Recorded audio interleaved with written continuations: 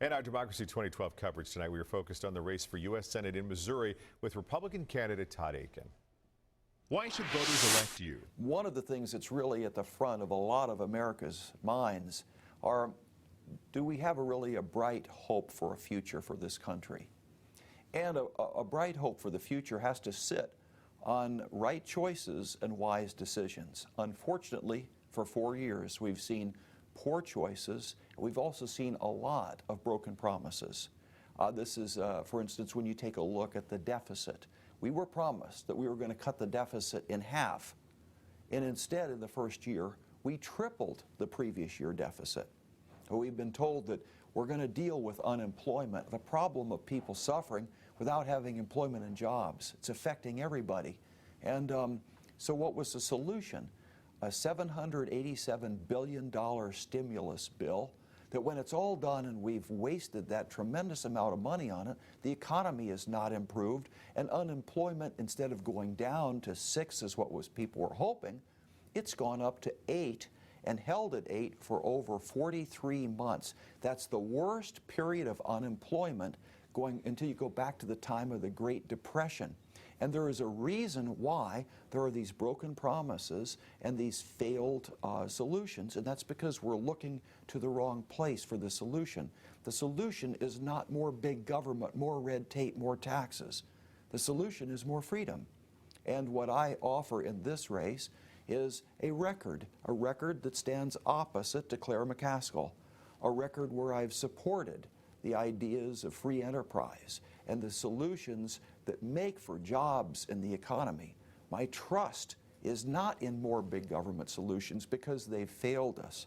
My trust is rather in individual Americans being empowered by the idea that they have life and liberty and the pursuit of happiness that come from their Creator, and that pursuit of happiness allows Americans, 4% of the world's population, to create all of the blessings that we've seen in America, the innovation, the medical things that the world has been affected by. Because when we turn loose the common sense of the people of Missouri and the innovation that we can bring, that's when America shines. And we lose when we start to stifle it and crush that under the weight of taxes and government bureaucracy. What is your plan to improve the economy? Well, I think there are several different parts to get us back on track, especially in that we've seen the failed policies of before. The first thing, we have to reduce the size of the federal government and its spending. We're running almost $1.5 trillion deficits on a budget that's less than $4 trillion. That's a big gap, which means federal government has to be reduced. The second thing, though, to help in that, because you probably couldn't even fix it that way, the second thing is you've got to get the private sector up and going. That's the thing that really works. When America's running at a 4% growth rate, all kinds of things are economically possible. And there's two things it takes to get the private sector going. The first is the red tape and bureaucracy and oversight by the federal government is literally crushing businesses and putting them out of business. The second thing is that even though we have very high unemployment, yet we have the highest tax rate on businesses of any nation in the world. This is just crazy. So we have to reduce the taxes and reduce the red tape on the private sector. That'll get it going. When you have people that are not unemployed anymore and have a job, when they have a job, they pay taxes. And that's why getting the private sector going is absolutely critical. There's a fourth point, which is a little bit more esoteric, if you will, and that's the management of the federal monetary policy.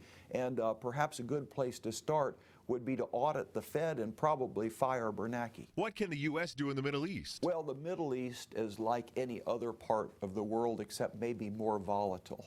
And it's going to respond well to a consistent, well-thought-out foreign policy. And that's not a policy of going on a tour apologizing to our enemies or leading from behind.